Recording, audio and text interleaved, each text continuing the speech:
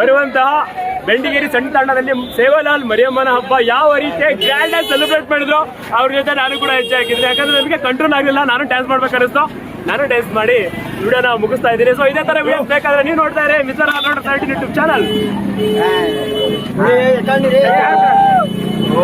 So much bro. Group ತೆಗಿ group